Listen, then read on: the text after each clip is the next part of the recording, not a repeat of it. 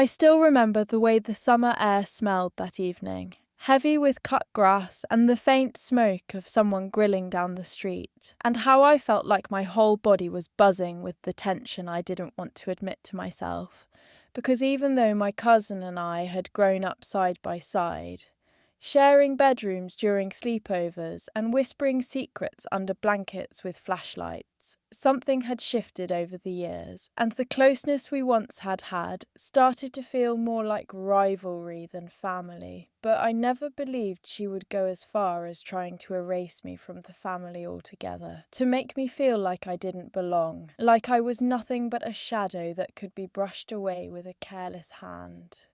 And that thought still makes me sick when I replay it in my mind. The way her smile looked so sweet and harmless while her words cut like glass. Growing up, our family was the kind that gathered around long dining tables, cousins running around barefoot, aunts yelling for someone to bring more iced tea, uncles telling the same tired jokes that still somehow made people laugh. And in all that noise, I always thought my cousin and I were lucky, because we had each other, two girls the same age in a family full of boys. We had matching dresses on Easter, shared diaries when we were 10, even tried to make a secret code with symbols we thought were clever, and she was always the bold one while I was quieter, more of an observer, but she pulled me into her world, and for a long time I thought that meant we were inseparable, that no matter what happened, she would always have my back. But as we got older, especially in high school, little cracks began to show, like when she would make fun of me in front of her friends, calling me Miss Perfect because I liked good grades and books, or when she laughed at my thrift store clothes while she strutted around in the newest styles her mom bought her, and I told myself it was just teasing, that cousins do that it didn't really mean anything. But the truth is, I started shrinking around her, second-guessing myself, avoiding speaking up because I didn't want her to twist my words into another punchline. And though I hated admitting it, part of me envied how easily she charmed people, how everyone seemed to love her confidence, while I was left feeling like the dull one standing in her shadow. Still, family gatherings forced us together. Birthdays, Christmases, Thanksgivings, and for the most part, we managed to play our roles, smiling in group photos, trading small talk like nothing was wrong. But inside me, I could feel the weight of her subtle jabs, the way she'd roll her eyes when I spoke, the way she'd whisper something to an aunt right after I left the room, and then the aunt would look at me with a new kind of judgment I couldn't explain. Like something about me had been exposed that I didn't even know about. And slowly, so slowly, I began to realise she wasn't just teasing me. She was planting seeds, reshaping the way the family saw me. And I was too naive to understand it until the damage had already been done. One of the first times I noticed it clearly was at my uncle's birthday barbecue, when I walked into the kitchen carrying a pie I had baked, proud of myself because I wasn't usually the baker in the family. And my aunt looked at it with hesitation before saying, "Oh, I heard you don't really like to help out in the kitchen, but this looks nice." And I froze because I had never said such a thing. In fact, I loved helping when I could.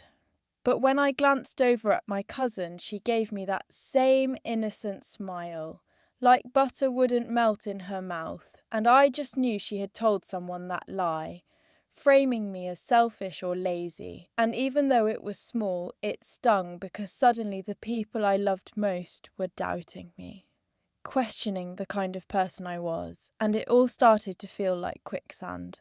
The harder I tried to explain myself, the deeper I sank. That night when I went home, I lay awake staring at the ceiling fan, turning slow circles in the dark, feeling my chest tighten with a mixture of anger and helplessness, wondering why she was doing this to me, what she wanted to gain, and whether I was imagining it all. But deep down, I knew I wasn't imagining anything.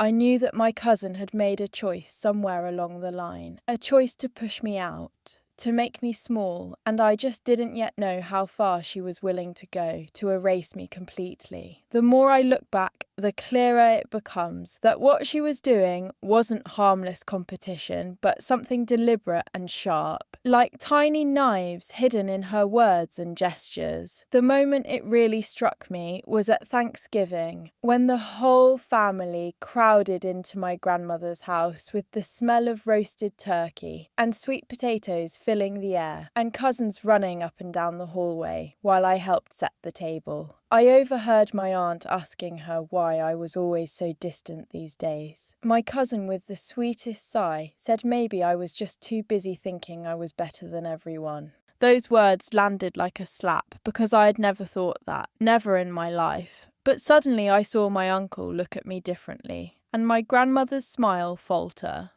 It was like she had poisoned the air before I even entered the room. I wanted to scream, but instead I carried on passing plates and pretending everything was fine while my insides burned with shame and confusion. I kept asking myself why she was doing this, why she needed to twist me into a villain in a family that had always been my safe place. The hardest part was that no one questioned her because she was the golden girl, the one who told funny stories and made everyone laugh. I became the quiet cousin with an edge of suspicion around her name. It felt like being erased piece by piece. I remember washing dishes after that dinner, the warm water running over my hands as my aunt stood next to me drying. She said with a smile that didn't quite reach her eyes, "You know you should spend more time with people instead of hiding away.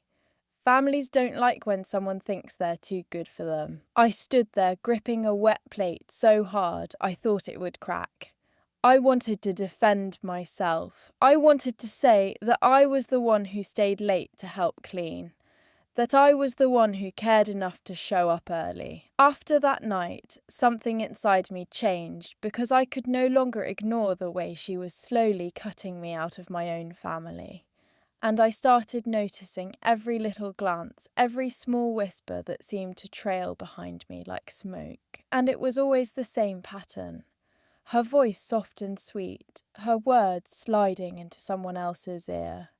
And then a shift in the way they looked at me as if a curtain had been drawn and I was standing on the wrong side of it. At Christmas that year, I brought gifts I had carefully wrapped with ribbons and tags, thoughtful little things that showed I paid attention.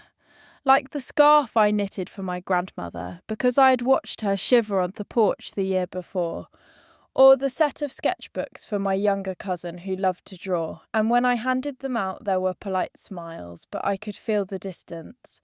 I could feel how the warmth wasn't really there anymore, and then my cousin laughed lightly and said, "She's always trying so hard, isn't she? Like she wants us to think she's perfect."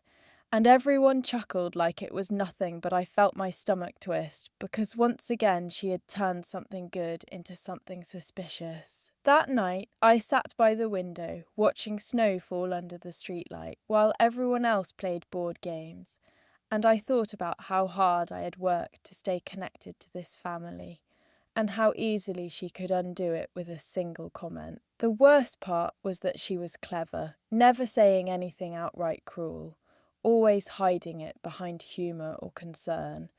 Like when she told my aunt that I probably didn't come around much because I was busy with my important life. When the truth was, I came every chance I had because family meant everything to me. I started keeping to myself more, not because I wanted to, but because I was tired of walking into rooms where my reputation had already been decided. And I could see how her plan was working, because little by little people stopped asking me questions, stopped including me in conversations, like I was fading into the wallpaper. One evening when I tried to join my uncle and a few cousins in the living room as they talked about old family stories, I noticed how the room went slightly quieter. Not enough to be obvious, but enough to make me feel like I didn't belong. And then she slid into the space next to me with that sugary smile and said, "Oh, you probably don't remember. You are always off with your books." And they laughed again, and I felt the heat rising in my face. wanting to defend myself but too exhausted to fight the narrative she was weaving around me. It was like drowning in slow motion, watching the surface slip further away, no matter how hard I tried to push up. And in those moments, I began to wonder if maybe she would succeed. If maybe one day I would be nothing more than a name in family stories spoken with a shrug, as though I had never truly been part of them at all. It all became unbearable the summer after that Christmas, when our family had the annual reunion at the lake. A tradition that used to bring me so much joy, because the smell of pine trees, mixed with sunscreen and grilled corn on the cob, always reminded me of childhood. Of long days swimming until our skin wrinkled, and nights by the fire telling silly ghost stories. But this time I felt a knot in my stomach before I even arrived, because I knew my cousin would be there, and I knew she had been busy sharpening her blade of words in the months leading up to it. When I walked into the cabin with my duffel bag, I could already sense the chill. Not from the air conditioning, but from the way people greeted me. Polite but guarded, and when I hugged my grandmother, she gave me a smile that felt thinner than usual, like she was worried about something she couldn't say. And then I saw my cousin in the corner, surrounded by laughter as she told some story, her eyes flicking toward me in that sly way that told me I was already the punchline. Later that afternoon, while we sat at picnic tables eating burgers and chips, I overheard her telling my uncle that I was always acting too sensitive. And when he looked at me afterward, I could see the doubt in his eyes, as though he believed her more than he trusted the girl he had watched grow up. And I wanted to scream that I wasn't sensitive, that I was tired of being lied about, but I bit my tongue and smiled instead, because I knew that no matter what I said, it would somehow be twisted. That evening, when the sun dipped low and the water shimmered orange, a few cousins planned a game of volleyball, and I offered to join. But one of them said maybe I should keep score since I wasn't really the sporty type. And I knew immediately where that came from, because my cousin had been saying things like that for years, planting the idea that I was weak or fragile. And once again her words had taken root. I sat on the sidelines with a forced grin, clapping politely as if it didn't bother me. But inside I was breaking, because every little moment felt like another stitch being cut from the fabric that tied me to my family. That night, unable to sleep, I walked down to the dock barefoot, the wood still warm from the day, and I stared at the reflection of the stars on the lake, wondering how someone who once shared secrets with me under blankets could be the same person destroying me so quietly and so completely. And I promised myself that I wouldn't let her win, even if I didn't yet know how to fight back, even if I felt like I was already disappearing. The days after the reunion felt heavier than I expected, because the silence of my own apartment reminded me how loud the judgment had been at the lake, and I kept replaying the moments in my head, the way my cousin's words slid so easily into conversations, and how people just nodded as if she were telling the truth.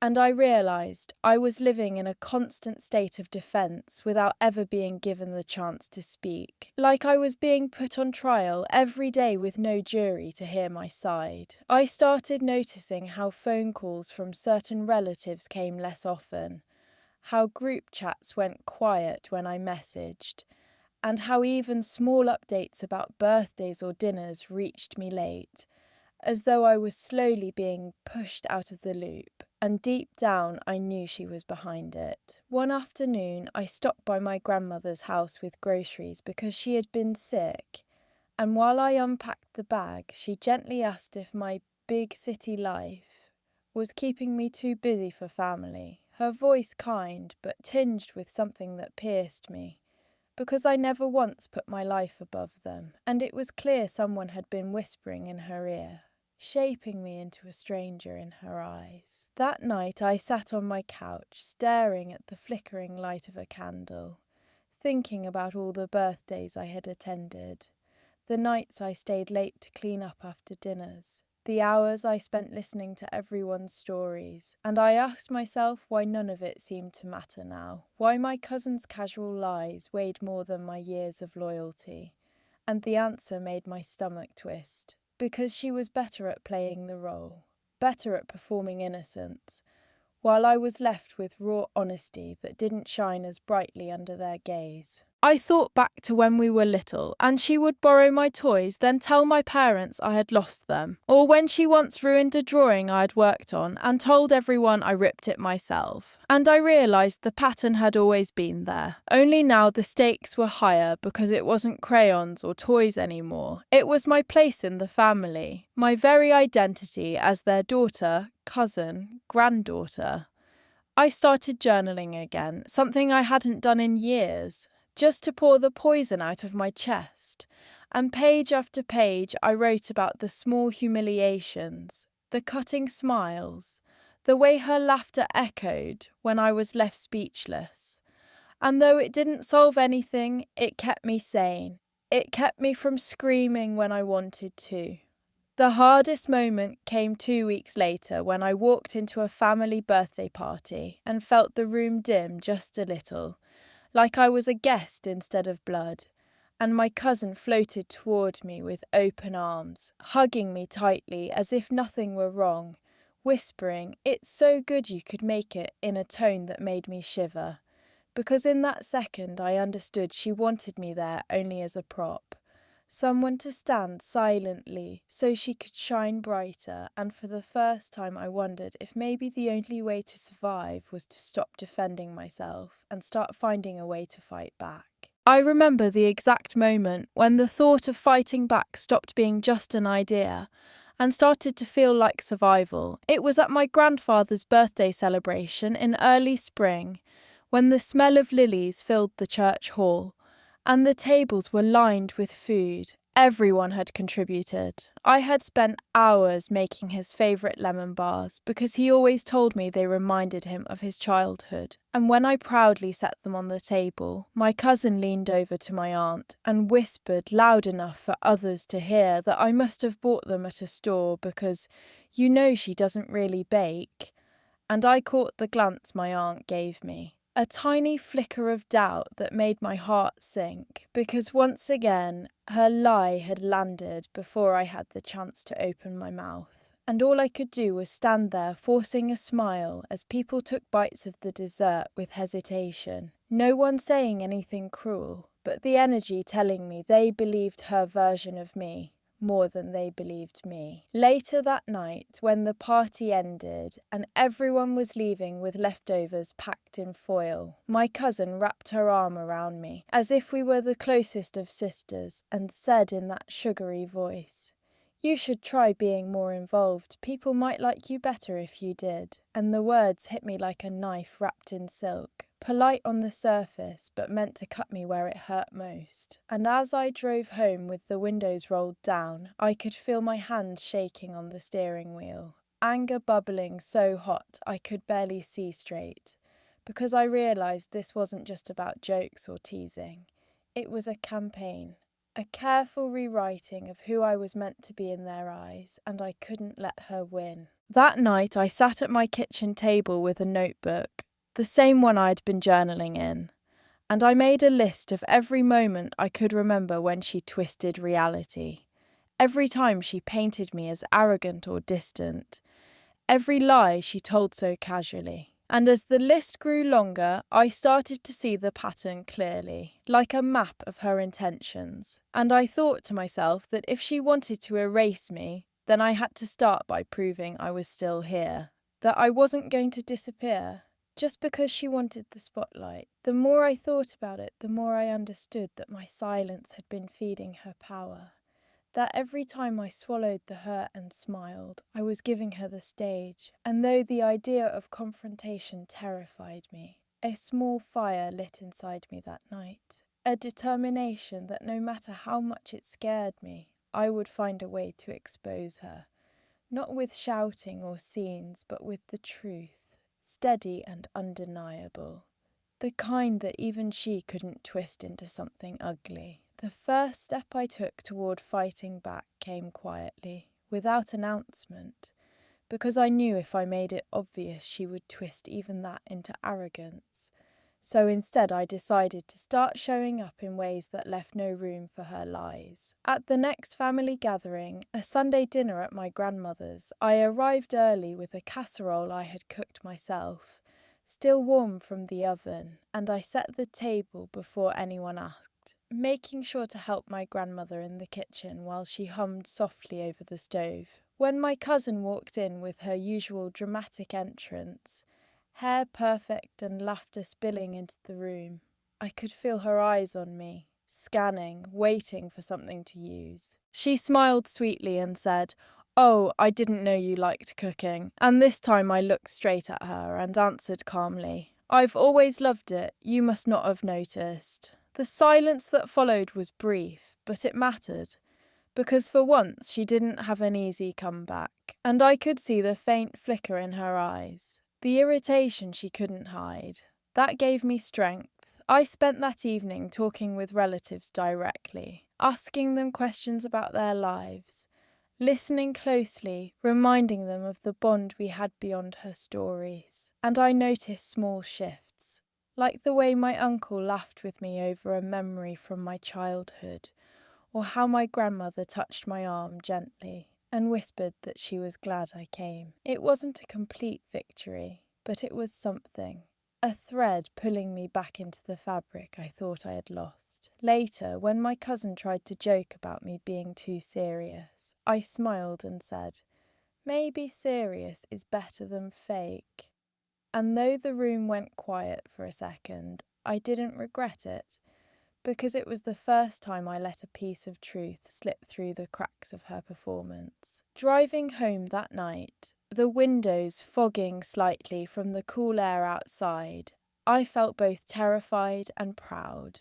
Terrified because I knew she wouldn't let it go, but proud because for once I hadn't swallowed the pain. I had faced her, even in a small way, and I realised that this was how I would fight her attempts to erase me, not by disappearing, but by making myself visible in ways she couldn't deny, by being present, by refusing to let her write my story.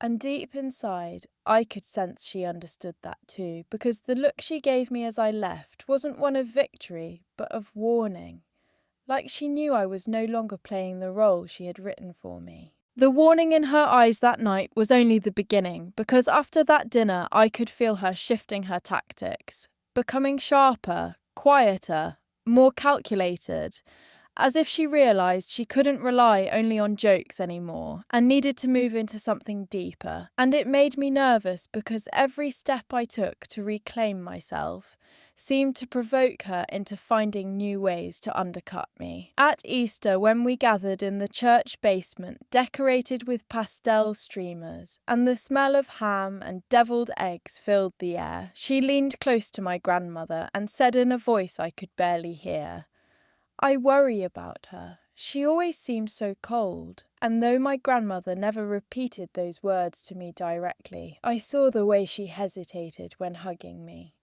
how she searched my eyes as if trying to decide if it was true, and it made me want to cry right there among the folding chairs and paper plates, because there was no way to fight back against something so slippery.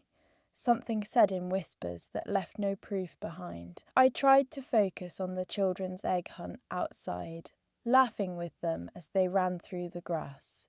But inside my chest was heavy, the laughter catching in my throat, because I felt like I was always one step behind her, always trying to undo knots she tied before I even arrived. Later that afternoon, she made a comment about how I never bring anyone to family events, saying it like a casual observation, but with enough weight that people looked at me differently. And I wanted to explain that my life was complicated, that not everyone has a partner to show off, but instead I simply said, "I'd rather come alone than bring someone fake." And I saw her eyes narrow ever so slightly, her smile freezing for a second before she turned it into a laugh.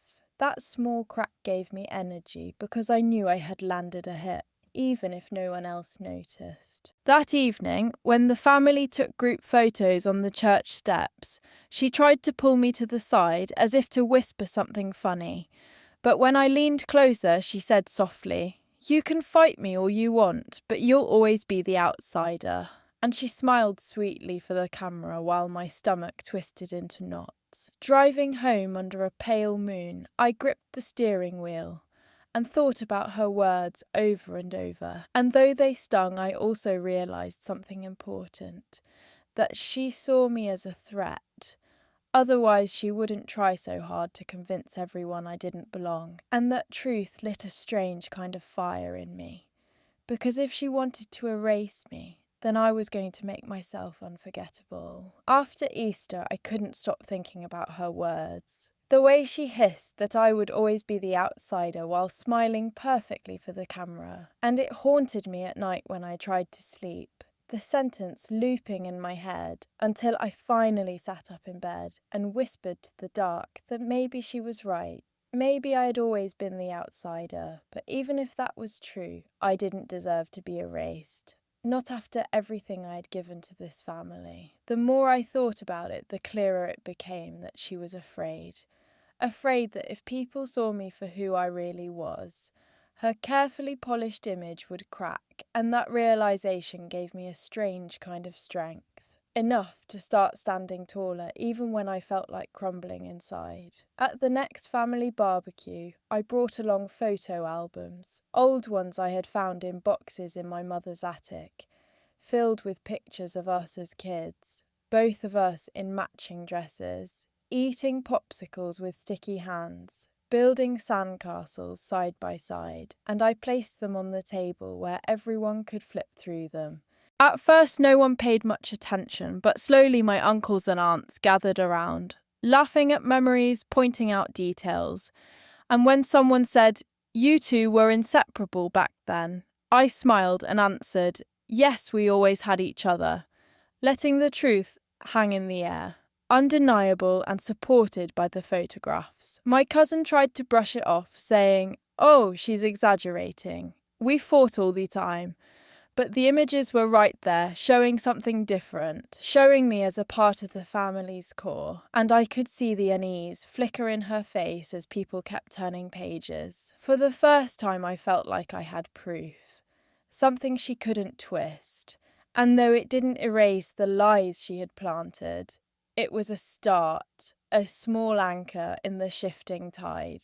That night, as I helped clean up, stacking paper cups and folding chairs, my grandmother sat beside me and held my hand, her skin soft and fragile, and she whispered, "I don't know what's going on between you two, but I love you, don't forget that." Tears burned my eyes because I realised she had seen more than I thought, that even if she didn't say it openly, she sensed the storm beneath the surface. And her words were like a thread pulling me back from the edge of despair. Driving home under the smell of smoke from lingering grills, I thought about how I had to keep finding ways to show who I truly was, not by defending myself with explanations no one asked for, but by leaving behind evidence of my presence, by building moments they could not deny. And for the first time in months, I felt a spark of hope that maybe, just maybe, I could turn the tide against her. That spark of hope carried me into the summer, but it also made me more aware of how desperate she was becoming. Because every time I managed to plant a piece of truth, she scrambled to bury it under new lies. And the more I stood tall, the more ruthless she grew.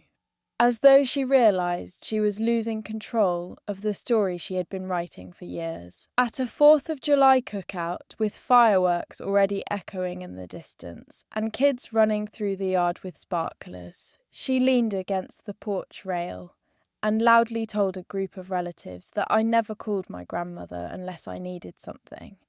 Her words floating through the warm air like poison, and I felt my chest clench because my grandmother had just hugged me earlier that day and thanked me for calling her twice a week, something no one else did. And I wanted to scream, but instead I walked over, calm but steady, and said clearly, Actually, I call her every Wednesday night. You can ask her." The room fell quiet for a second, and then my grandmother herself nodded and said softly, "Yes, she always does." And the way my cousin's face froze before she laughed it off gave me more satisfaction than I expected. But even victories like that came at a cost, because later she cornered me near the kitchen, her breath smelling faintly of wine, and whispered, "Enjoy your little moment. It won't last.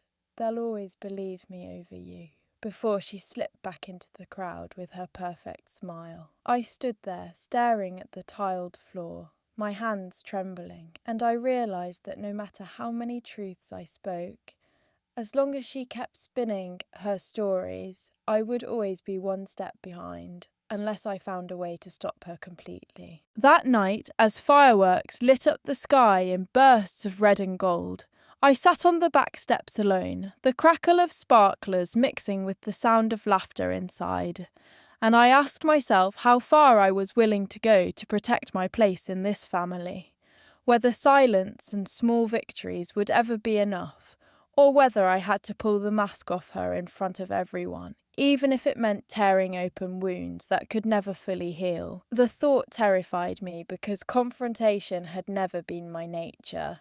I was the quiet one, the listener, the peacekeeper. But looking up at the streaks of light breaking across the night sky, I felt a new kind of resolve settling in my chest, a promise to myself that the next time she tried to erase me, I wouldn't just defend. I would strike back with everything I had. Because if she wanted war, then I couldn't afford to keep pretending I was at peace. The chance to strike back came sooner than I expected. At my aunt's birthday dinner in late August, when the whole family crowded into her house with balloons taped to the walls and the smell of lasagna filling the kitchen, and as always my cousin positioned herself at the centre of attention, glass of wine in hand, telling stories with that wide smile that made people lean in. But this time I was ready. She started small, making a comment about how I probably forgot to bring a gift. Her voice light and teasing, and I calmly handed my aunt a wrapped box with a handmade quilt inside, one I had been sewing for weeks, and the way my aunt's eyes filled with tears as she hugged me was the first crack in my cousin's perfect facade. But she didn't stop. She never stopped. And later in the evening, when people gathered in the living room, she said with a laugh that I always acted like a saint, but never actually helped anyone. And that was when I stood up, my hands shaking, but my voice steady. And I said, "That's funny. Because last month, when Uncle Mark was in the hospital, I was the one who sat with him every night after work. Maybe you didn't notice because you were too busy telling stories." The room went silent, all eyes turning to me, and then my uncle cleared his throat and said, "She's right. She was there every evening. I don't know what I would have done without her." And the look on my cousin's face in that moment was something I will never forget. A flash of anger so raw it almost broke through her mask before she forced another smile. My grandmother reached over and squeezed my hand, and for the first time in years, I felt something shift in the air. Like people were beginning to see me clearly again, not through her words, but through my actions. My cousin tried to laugh it off, tried to change the subject, but the damage was done, and later, when we were alone in the hallway, she leaned close, her voice low and trembling, and said, "You think you've won something, but you'll never be enough for them, no matter what you do." I looked at her. Really looked at her, and for the first time I didn't feel small. I didn't feel erased. I just felt tired of the game, and I told her quietly, "Maybe I'll never be enough for you, but I don't need your approval to belong here." Her eyes narrowed, but she didn't respond, and she walked away with her shoulders stiff, leaving me standing there with my heart racing, but my spirit lighter than it had been in a long time. Driving home that night, the cool air rushing through the open windows, I knew the battle wasn't over, but I also knew I had finally drawn a line she couldn't easily cross, and for the first time I believed I might actually win. Winning didn't mean everything was magically fixed, because the scars she left on me and the doubts she planted in others didn't vanish overnight. But something fundamental had shifted after that night in my aunt's house, and I carried that strength with me, like armour. At Thanksgiving, a few months later, I walked into my grandmother's home with my head held higher than it had been in years, carrying a pie I baked myself, and instead of waiting for someone to question me, I set it on the table and said with a smile, "This is my grandmother's favourite recipe. I hope it brings back good memories." And I watched as relatives nodded and took slices without hesitation. No whispered doubts, no suspicious glances, just the simple acceptance I had craved for so long. My cousin still tried, of course she did, making little remarks about how I always acted like I had something to prove. But this time I didn't let her words sting. I let them slide off me like rain on glass, because I had finally learned that she thrived on my silence and my pain, and by refusing to give her either, I was cutting off her power. Later that evening, while everyone gathered in the living room with plates of leftovers balanced on their laps, my grandmother asked me to say grace before we ate, something she hadn't asked me to do in years, and as I bowed my head and spoke, I felt the warmth of belonging wrap around me again. Fragile but real, like a fire rekindled after too long in the dark. My cousin sat across from me, her smile fixed but her eyes sharp, and for once I didn't feel fear in that gaze, only pity, because I realised that all her attempts to erase me came from her own emptiness, her need to be the only one who mattered, and that no matter what she did, she couldn't take away the love that had been built over years of genuine moments, of quiet loyalty, of showing up when it counted. As I drove home under the cold November stars, I thought about revenge, about how sweet it felt to finally stand up for myself and let the truth be seen. But I also thought about how exhausting it was to fight someone who thrived on destruction, and I made a choice that night. I chose to keep defending myself when necessary, to speak up when lies threatened to swallow me, but I also chose to stop living in her shadow, to stop measuring my worth by how much space she tried to steal from me. Because the truth is, she didn't erase me, she never could, and the very fact that I'm here telling this story proves that I found my voice again, louder and stronger than the whispers she spread. And if there's one thing I've learnt through all of this, it's that sometimes the greatest act of revenge is simply refusing to disappear.